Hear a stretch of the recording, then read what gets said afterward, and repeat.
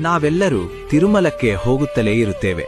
ಆದರೆ ಸ್ವಾಮಿಯನ್ನು ನೋಡಿದಾಗ ಗೋವಿಂದ ಗೋವಿಂದ ಎಂದು ಯಾಕೆ ಕೂಗುತ್ತೇವೆ ಎಂದು ನಿಮಗೆ ಗೊತ್ತಿದೆಯೇ? ಒಮ್ಮೆ ವೆಂಕಟೇಶ್ವರ ಸ್ವಾಮಿ ಅಗಸ್ತ್ಯ ಮುನಿಗಳ ಆಶ್ರಮಕ್ಕೆ ಹೋಗುತ್ತಾರೆ. ನಿಮ್ಮ ಆಶ್ರಮದಲ್ಲಿ ಬಹಳಷ್ಟು ಗೋವುಗಳಿವೆ ಎಂದು ಕೇಳಿದ್ದೇನೆ, ನನಗೊಂದು ಹಸುವನ್ನು ನೀಡುವಿರಾ ಎಂದು ಕೇಳುತ್ತಾರೆ.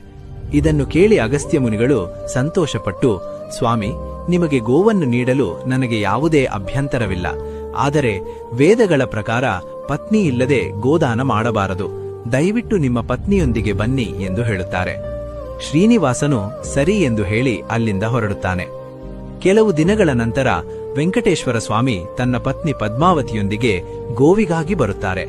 ಆದರೆ ಆ ಸಮಯದಲ್ಲಿ ಆಶ್ರಮದಲ್ಲಿ ಅಗಸ್ತ್ಯ ಮುನಿಗಳು ಇರುವುದಿಲ್ಲ. ವೆಂಕಟೇಶ್ವರ ಸ್ವಾಮಿ ಅಗಸ್ತ್ಯ ಮುನಿಗಳ ಶಿಷ್ಯರ ಬಳಿ, ನಿಮ್ಮ ಗುರುಗಳು ನನಗೆ ಹಸುವನ್ನು ನೀಡುವುದಾಗಿ ಹೇಳಿದ್ದರು, ಅದಕ್ಕಾಗಿಯೇ ಪತ್ನಿ ಸಮೇತನಾಗಿ ಬಂದಿದ್ದೇನೆ ಎನ್ನುತ್ತಾರೆ. ಆದರೆ ಶಿಷ್ಯರು, ನಮ್ಮ ಗುರುವಿನ ಆಜ್ಞೆ ಇಲ್ಲದೆ ನಾವು ಹಸುವನ್ನು ನೀಡಲು ಸಾಧ್ಯವಿಲ್ಲ ಎಂದು ಹೇಳುತ್ತಾರೆ.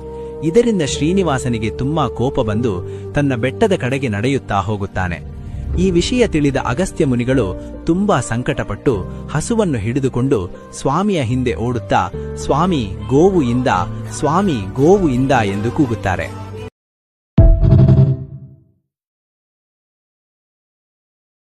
Download ShareChat.